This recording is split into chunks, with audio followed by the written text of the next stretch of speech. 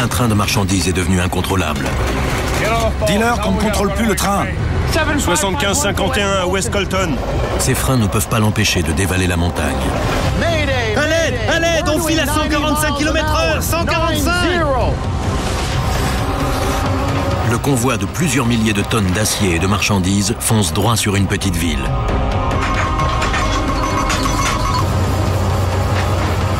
On va se tuer dans le virage.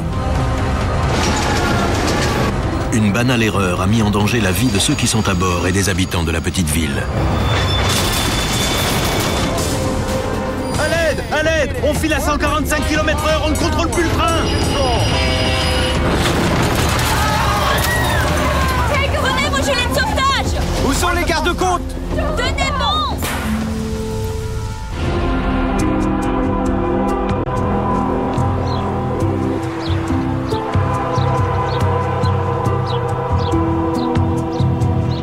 San Bernardino, en Californie, est une ville de banlieue paisible au pied des monts San Gabriel.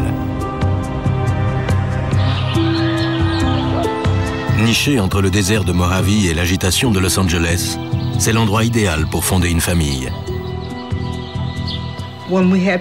Quand on avait des problèmes, on allait voir les voisins. C'était un quartier très agréable.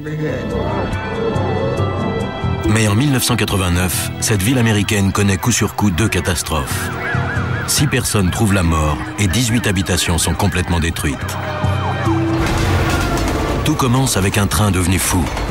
100, 110, 130. Et tout finit par un incendie dévastateur. On voyait un énorme nuage de fumée noire.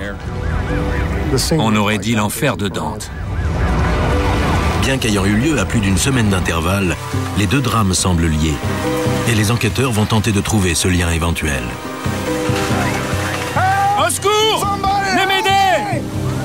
Ils vont découvrir comment une série de décisions alarmantes a entraîné la mort de plusieurs individus et marqué à jamais toute une ville.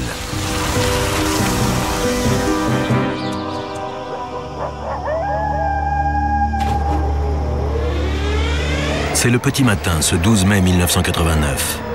Sur une voie d'évitement en plein désert, un train de marchandises s'apprête à partir en direction des monts San Gabriel.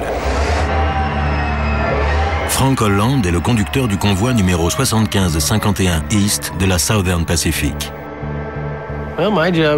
J'étais conducteur et mon travail consistait à monter dans le train, faire fonctionner les locomotives, respecter le règlement, la vitesse, ralentir au besoin et acheminer le convoi d'un point A à un point B.